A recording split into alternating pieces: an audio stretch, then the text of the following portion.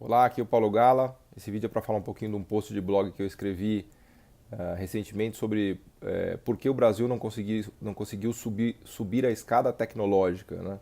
Que é uma maneira interessante de entender por que o Brasil ainda é um país de renda média, que a gente chama, né? O Brasil não é um país rico, não conseguiu virar um país rico, de renda per capita alta, né?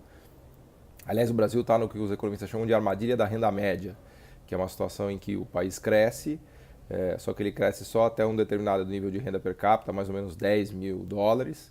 Então melhora a condição de vida das pessoas, mas fica muito aquém da condição de vida de um país, de pessoas de um país rico, né? Tipo os nórdicos, tipo Europa, tipo Ásia do Leste, Japão, Estados Unidos, né?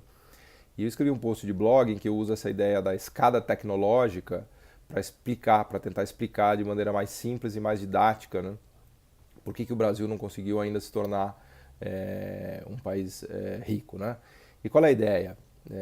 Quando a gente pensa numa escada tecnológica, na verdade a gente está imaginando que existem vários níveis ou estágios de tecnologia, né? De tecnologia contida nos bens, né? Então a gente pode imaginar que conforme um país vai enriquecendo, ele vai subindo esses degraus de níveis tecnológicos mais complexos ou mais avançados, né? Lá em cima da escada, no último degrau, tem a maquinaria, né? Máquinas de fazer máquinas. Tem a parte de química sofisticada, de química fina, de mecânica de precisão, manufaturas high-tech em geral, serviços sofisticados, né?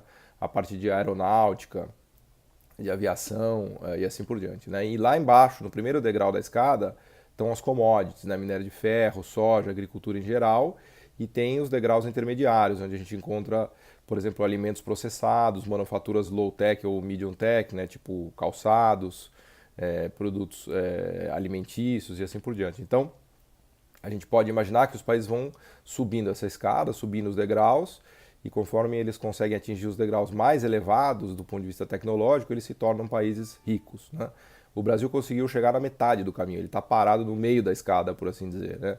E ele está, na verdade, há quase 30 anos no meio dessa escada. Ele subiu muito, do zero, começando principalmente ali nos 40, nos 50, chegou no meio da escada no início dos 80 e desde então ele parece que ficou meio que sentado ali no meio da escada, não conseguiu subir mais, né? Enquanto que o leste da Ásia, por exemplo, a Coreia do Sul talvez seja o melhor exemplo, avançou e conseguiu chegar nos degraus mais altos, né? E muitos outros países conseguiram, né? Eu diria que até a Malásia caminhou nesse sentido, o próprio Taiwan, né? Mais recentemente, Vietnã tem subido rapidamente esses degraus, a Indonésia conseguiu avançar um pouco, a Tailândia, né? E aí a pergunta óbvia é, mas por que o Brasil não subiu os últimos degraus? Por que a gente não consegue chegar lá em cima? Por que a gente está há 30 anos estagnado, né, do ponto de vista tecnológico, de domínio tecnológico? E a melhor resposta, a meu ver, é entender que os degraus mais de cima são dominados por ambientes de monopólios, né, de monopólios, oligopólios e concorrência monopolística, se quiserem. Ou seja, são ambientes em que as empresas já estabelecidas têm vantagens tecnológicas em relação às empresas entrantes, né? Então as empresas brasileiras têm muita dificuldade em furar, em entrar nesses mercados, né? Os mercados concorrenciais são muito mais simples de se operar, né? Nos mercados de concorrência monopolística, que os economistas chamam, né, de concorrência monopolística, em que existem marcas, portanto existe algum poder de monopólio para as empresas.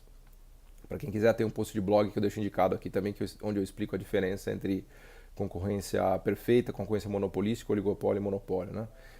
Então, as empresas dos países ricos, os países ricos dominam esses mercados dos degraus mais elevados, até porque esses degraus têm, esses mercados têm estruturas de mercado do tipo monopolista ou oligopolista. Então, as empresas ricas, os países ricos, têm as vantagens de marca, as vantagens tecnológicas e as vantagens de escala. Então, é muito difícil para uma empresa emergente, de um país emergente, conseguir conquistar espaço nesses mercados, né?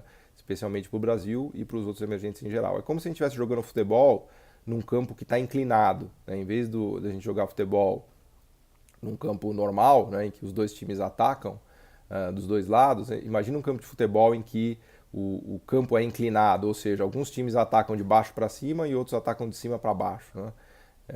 Então o Brasil ataca de baixo para cima, porque existe muita assimetria no comércio internacional do ponto de vista de domínio tecnológico, né? Então o time brasileiro tem que sair lá de baixo e conseguir subir a rampa do campo para fazer gol do outro lado, enquanto que os times dos países ricos e avançados atacam de cima para baixo. Então eles vêm com a ladeira a favor deles, né? Isso não é só para o Brasil, obviamente que eu estou falando de uma relação entre países de renda elevada contra países de renda média e renda baixa. Isso é da própria dinâmica do capitalismo, né? Não tem nada de malvado nisso. Os mercados funcionam assim, né? O sistema de mercado funciona assim, ele produz situações assimétricas, né? Isso é natural de mercados onde há retornos crescentes de escala. A gente estuda isso muito nessas estruturas de mercado justamente que eu mencionei, de oligopólios, monopólios e concorrência monopolística, né? Então, o livre mercado produz monopólios e concorrência monopolística e oligopólios quando há retornos crescentes de escala. Isso é natural do mercado, né?